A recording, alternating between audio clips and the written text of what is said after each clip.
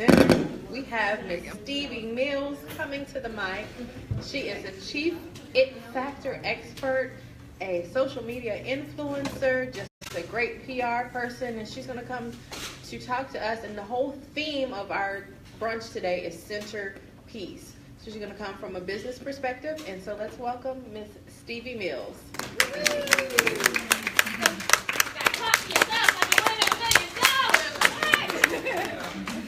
I'm going to play with this mic. Oh, this is nice.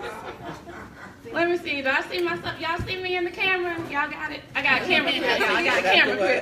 So, good morning, everybody. Good morning. Good morning. Yes, I'm so excited. It's so funny. People, when I'm on their programs, always have me first. So, I'm here to bring the energy. That's why y'all hear me. I kind of roll in energy anyway.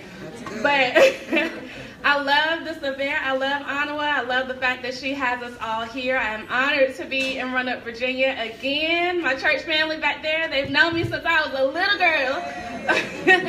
They've known me since I was a little girl on the angelic choir at High Street Baptist Church. And a lot has changed since then. Some good, some bad. You know how life goes, right? And we're talking about centerpiece today, right? And when I heard centerpiece, the thing that I thought about was the storms in life. I thought about the storms in life, and I thought about being in the center. Because if you know anything about a great storm, the safest place to be is in the eye, which is where? The center. Yes, y'all a great class. I love it. And so being in the center is really where you should be. I remember being in a turbulent storm back in 2009, actually 2008. I went to this job that I thought I was going to fall in love with. I tell people I had the 3 B's, y'all. I had the big girl checks, benefits, and business cards. I thought I was doing it. And after spending some great time at my illustrious university, if you know anything about me, you know that I love the college I went to. Yes, she knows. North Carolina A&T State University, which is right up the road. I went there undergrad and graduate school, and so the next logical thing was to, of course, get a job. Or so I thought. And the first job that I got was amazing, and it was for a nonprofit organization. I created the School to Career Transition Program. I worked with teenagers. I implemented things for them to learn, like employment skills and all kinds of great things, right? We did field trips. I got to work from home sometimes, make my own schedule, you know, living the life. I thought that's what all jobs was about, right? And I stayed there for, I was supposed to be there for like 3 months. God positioned me to be there for 3 years.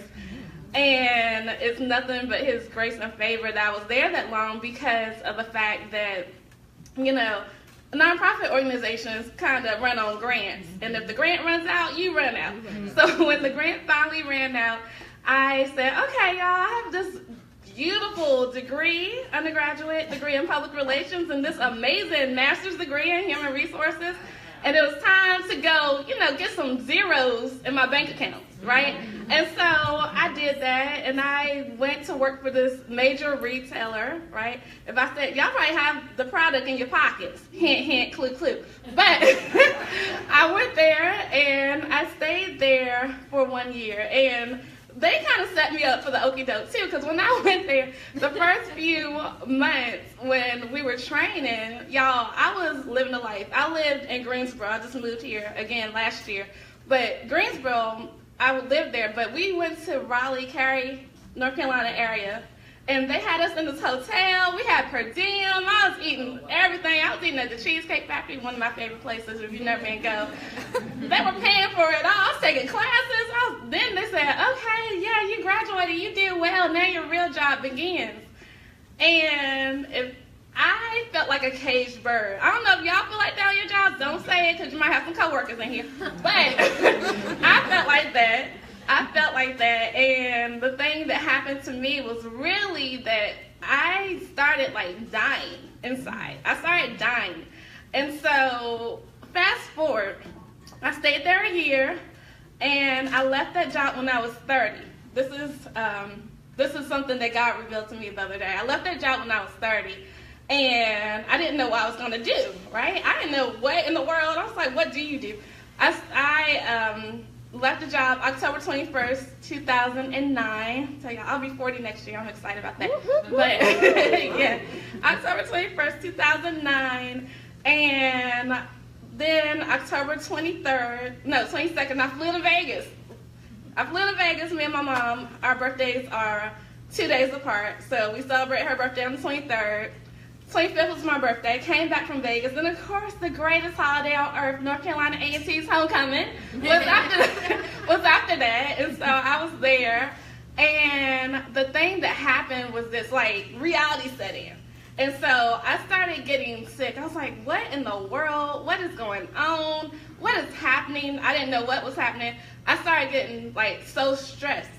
I didn't know that job had stressed me out that much, that I ended up with having to have 3 colonoscopies within 30 days, 2 within 24 hours.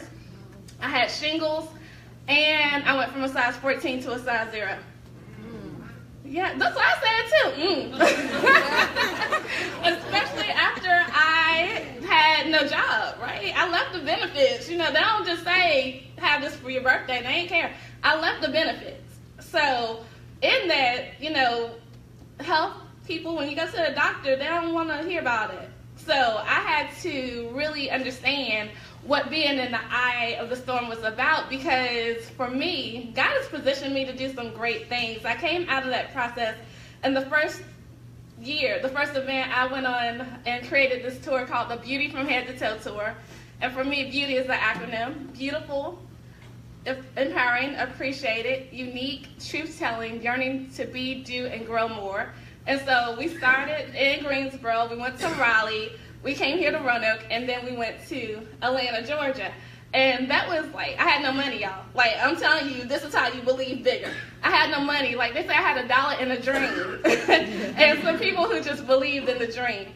And so we got sponsors. Before I knew what a sponsor was, I said, this is what I want to do. People were flying in to Atlanta that never met, and they were doing some phenomenal things. They were investing in my dream. And so today's centerpiece, what I know for sure is that the piece of what you have in the center is always going to be the thing that you want to do, right? It's not the thing that society tells you, because when I was small, as great as my parents are, as great as my name is, I didn't want to be me at all. I didn't want to be this. I did not want to be in the front of the crowd. I wanted to kind of blend in, but that never was what God had for me to do. It never worked for me.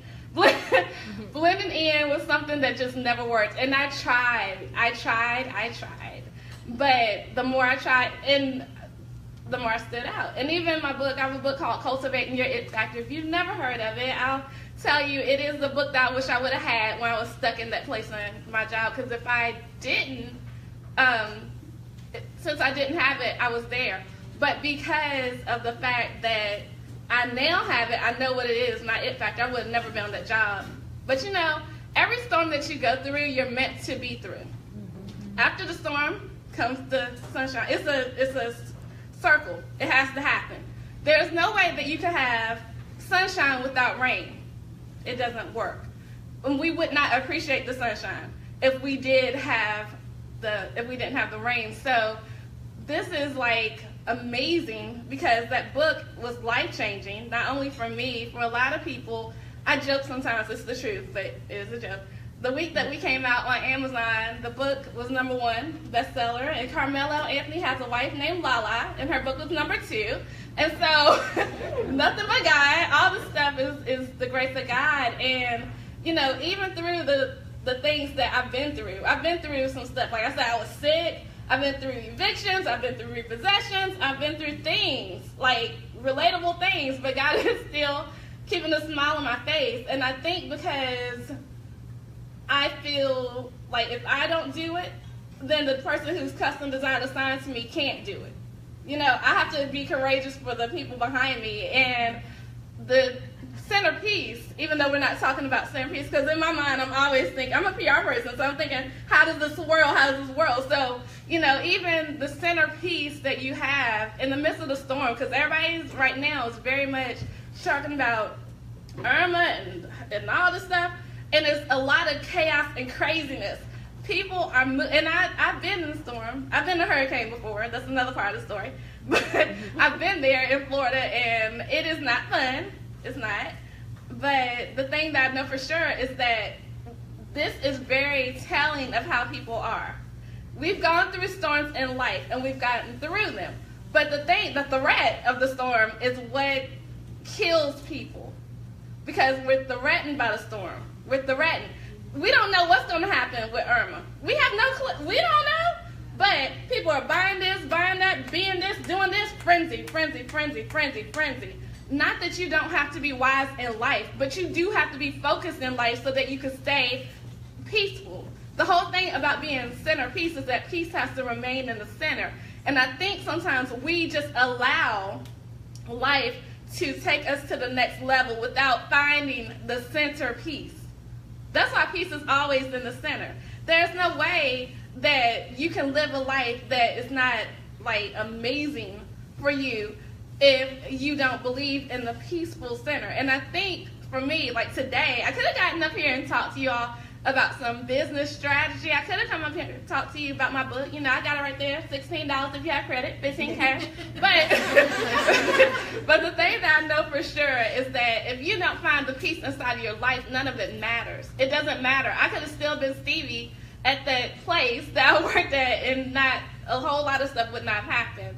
One of the things that I know, and this has blessed me, when I was in that position at that job, how many of y'all know who Lettucey is? Beautiful singer. I love Lettucey. So Lettucey has a song called All Right.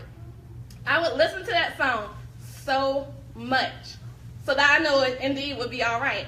But Lettucey, I got to meet her a little while later, and I told her, I said, thank you for writing this song.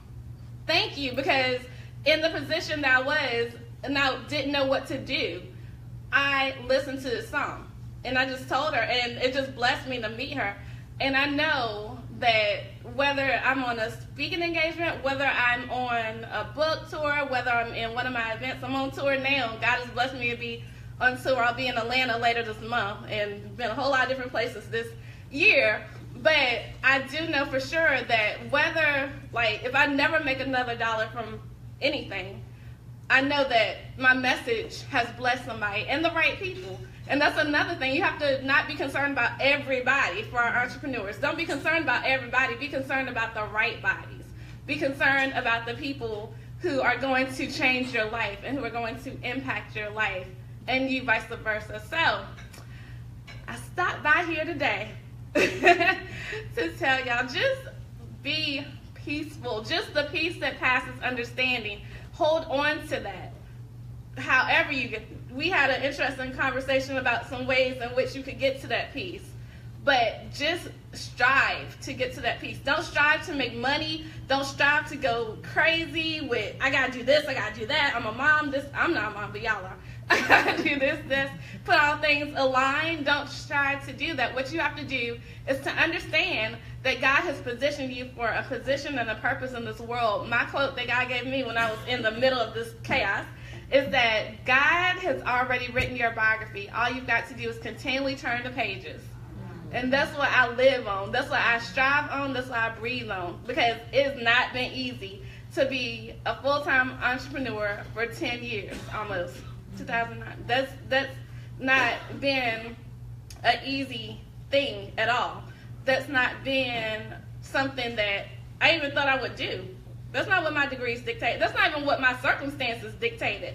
So continue the journey, whatever the journey is. If you love your job, stay there. If you want to be an entrepreneur, get there. Whatever it is, because we don't know when the last day of our life shall be.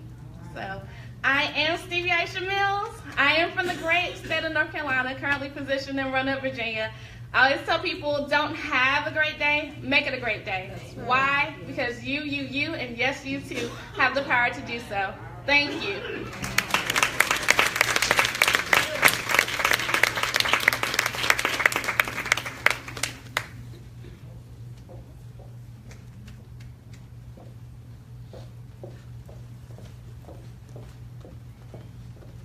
Let's give it up one more time for Miss Stevie Mills.